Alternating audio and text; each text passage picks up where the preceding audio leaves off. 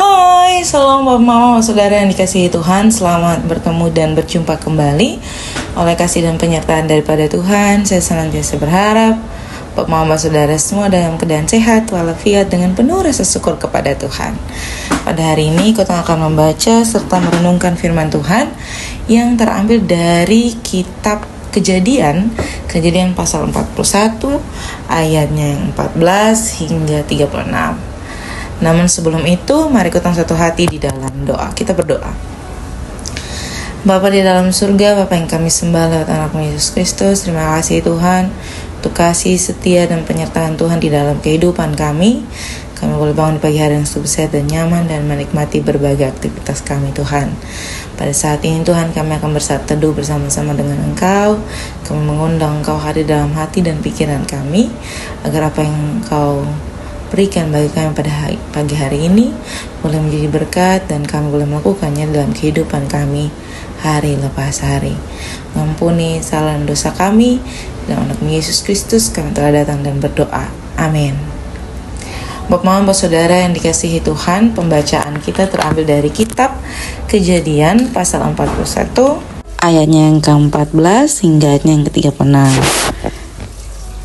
Di bawah perikop mimpi Firaun. Ayat 14. Kemudian Firaun menyuruh memanggil Yusuf.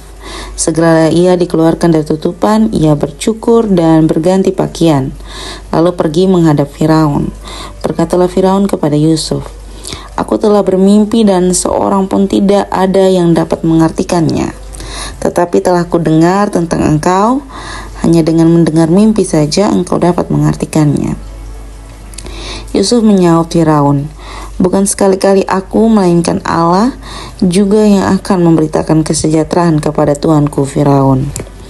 Lalu berkatalah Firaun kepada Yusuf, "Dalam mimpiku itu aku berdiri di tepi sungai Nil.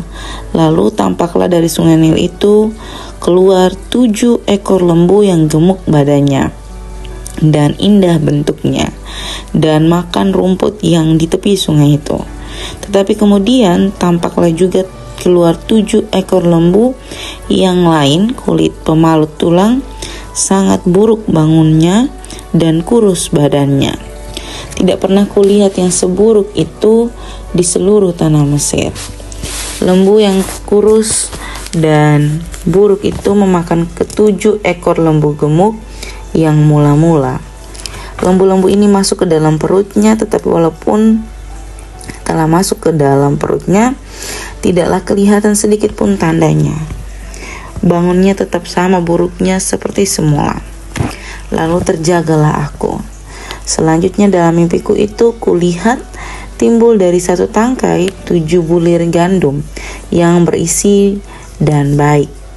Tetapi kemudian tampaklah juga tumbuh 7 bulir yang kering, kurus dan layu oleh angin timur. Bulir yang kurus itu memakan ke-7 bulir yang baik tadi. Telah kuceritakan hal ini kepada semua ahli, tetapi seorang pun tidak ada yang dapat menerangkannya kepadaku. Lalu kata Yusuf kepada Firaun, "Kedua mimpi tuanku Firaun itu sama. Allah telah memberitahukan kepada tuanku Firaun apa yang hendak dilakukannya. Ke-7 ekor lembu yang baik itu ialah 7 tahun, dan ke-7 bulir gandum yang baik itu ialah 7 tahun juga. Kedua mimpi itu sama. Ke-7 ekor lembu yang kurus dan buruk yang keluar, kemudian maksudnya 7 tahun, demikian pula ke-7 bulir gandum yang hampa dan layu oleh angin timur itu. Maksudnya akan ada 7 tahun kelaparan. Inilah maksud perkataanku. Ketika aku berkata kepada tuanku Firaun, Allah telah memperlihatkan kepada tuanku Firaun apa yang hendak dilakukannya. Ketahuilah tuanku, akan datang 7 tahun kelimpahan di seluruh tanah Mesir. Kemudian akan timbul 7 tahun kelaparan, maka akan dilupakan segala kelimpahan itu di tanah Mesir, karena kelaparan itu mengurus keringkan negeri ini. Sesudah itu akan tidak kelihatan lagi bekas-bekas kelimpahan di negeri ini karena kelaparan itu, sebab sangat hebatnya kelaparan itu. Sampai 2 kali mimpi itu diulangi bagi tuanku. Firaun, berarti hal itu telah ditetapkan oleh Allah dan Allah akan segera melakukannya. Oleh sebabnya itu, baiklah Tuanku Firaun mencari seorang yang berakal budi dan bijaksana dan mengangkatnya menjadi kuasa atas tanah Mesir. Baiklah juga Tuanku Firaun perbuat begini, yakni menempatkan penilik-penilik atas negeri ini, dan dalam ke-7 tahun kelimpahan itu memungut 1/5 dari hasil tanah Mesir. Mereka harus mengumpulkan segala bahan makanan dalam tahun-tahun baik yang akan datang ini. Dan di bawah kuasa Tuanku Firaun menimbun gandum di kota-kota sebagai bahan makanan serta menyimpannya. Demikianlah segala bahan makanan itu menjadi persediaan untuk negeri ini dalam ke-7 tahun kelaparan yang akan terjadi di tanah Mesir, supaya negeri ini jangan binasa karena kelaparan itu. Demikian juga akan firman Tuhan yang dikatakan berbahagia adalah setiap kita yang tidak hanya membaca, mendengar, tetapi mau melakukan dalam kehidupan kita hari lepas hari. Shalom Bapak Saudara yang dikasihi Tuhan. Kembali kita membaca kitab Kejadian pasal 41 ayatnya 14 hingga ayat yang ke-36 di bawah perikop mimpi Firaun. Bapak Saudara yang dikasihi Tuhan, berbicara tentang Yusuf dan Firaun. Kita tahu betul bahwa Yusuf dapat mengartikan mimpi. Dengan kata lain, melalui Yusuf, Tuhan menyampaikan arti dari setiap mimpi yang ia berikan bagi Firaun. Tentu bacaan beberapa hari ini ada kait-maitnya dengan pembacaan pada hari ini. Kalau kotong mengingat bahwa ada bacaan di hari Kamis kemarin tentang Yusuf, juru minum dan juru roti, dan tindakan yang dilakukan setelah juru minum mendapatkan apa yang diinginkan atas pertolongan Yusuf. Di dalam bacaan pada hari ini, di sini disampaikan bahwa akhirnya juru minum itu menyampaikan bahwa ada seseorang yang dapat menolong Firaun, dan orang itu adalah Yusuf. Kotong mengenal bersama bahwa Firaun ini adalah pimpinan tertinggi bagi bangsa Mesir. Jadi dia sangat-sangat punya kekuasaan yang besar. Dan dalam kekuasaan itu dia bisa saja memanggil banyak-banyak orang untuk menolong, mengartikan apa yang ada dalam mimpinya. Tetapi dalam kondisi seperti itu, ternyata tidak ada satupun yang dapat menolongnya. Dalam kondisi yang dia punya kuasa, punya jabatan, dia punya segala-galanya.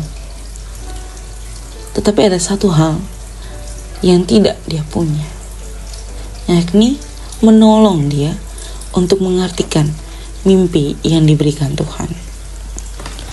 Dan tingkah laku yang diambil oleh juru minum untuk menyampaikan itu mengingatkan bagi Firaun bahwa dengan kekuasaannya yang mampu membuat Yusuf ada di dalam penjara selama 2 tahun tanpa ada kesalahan sekalipun, akhirnya dibebaskan karena ia menjadi orang yang paling dibutuhkan Firaun. Bapak saudara yang dikasihi Tuhan, semua cerita yang digambarkan atau difirmankan melalui Alkitab ya, saya mau bilang bahwa Firaun yang begitu besar, punya kuasa, punya segala-galanya kalau di masa itu, ternyata dia masih membutuhkan pertolongan. Dia betul-betul harus menanggalkan segala sesuatu untuk mendapatkan pertolongan dari Yusuf. Sama halnya dengan ketempung kehidupan. Ketempung kehidupan saat ini, kotong betul-betul harus menanggalkan segala sesuatu supaya kotong bisa minta tolong sama Tuhan. Kalau kotong terikat dengan kotong pun jabatan, Kotong terikat dengan kotong pun diri yang kotong rasa bahwa kotong mampu, kotong bisa urus segala sesuatu, tentu akan ada pertolongan yang datang. Karena apa? Kotong terlalu mengangkuhkan kotong pun diri. Kotong terlalu angkuh. Kotong merasa bahwa segala sesuatu bisa kotong lakukan dengan kotong pun diri sendiri. Tetapi ketika ada pertolongan dari setiap kotong pun doa, dari setiap kotong pun kerendahan diri, itu akan membawa damai sejahtera. Tentu budaya untuk minta tolong ini harus dilaksanakan. Baik itu terhadap sesama, terhadap orang tua, terhadap anak, rekan kerja, dan sebagainya. Jadi bukan hanya asal perintah. Karena kita merasa bahwa kita punya jabatan, kita ketua, kita sebagainya. Lalu kita melupakan bahwa ada kata minta tolong untuk menunjukkan bahwa kita memang butuh pertolongan. Bayangkan kalau orang sudah tolong saat itu. Soalnya kata-kata bilang, memang orang sudah ada hati. Tidak.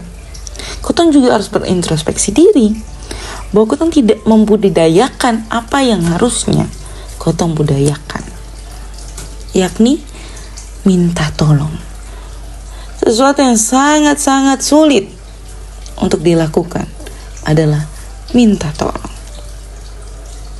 Tetapi mulai hari ini saya mau bilang di bab Mam, Firaun menunjukkan contoh yang sangat baik bagi kehidupan. Dia minta tolong kepada Yusuf untuk mengartikan mimpinya. Tidak menunjukkan gengsi, tidak menunjukkan keangkuhan. Pure, betul-betul mau minta tolong. Mari kita berefleksi dari segala sesuatu yang kita baca, kita renungkan pada hari ini. Dan jadilah berkat dimanapun Bapak Mama Saudara semua berada. Tuhan menolong Bapak Mama semua. Amin untuk firman Tuhan. Untuk menutup renungan pada saat ini, kita akan berdoa menurut doa yang diajarkan Tuhan kita kepada kita. Kita berdoa. Bapa kami yang di surga, dikuduskanlah namamu. Datanglah kerajaan-Mu, jadilah kehendak-Mu di bumi seperti di sorga. Berikanlah kami pada hari ini makanan kami yang secukupnya, dan ampunilah kami akan kesalahan kami, seperti kami juga mengampuni orang yang bersalah kepada kami. Dan janganlah membawa kami ke dalam pencobaan, tetapi lepaskanlah kami daripada yang jahat. Karena Engkau yang punya kerajaan dan kuasa dan kemuliaan sampai selama-lamanya. Amin. Salam Bapak Mama Saudara semua, sampai jumpa kembali.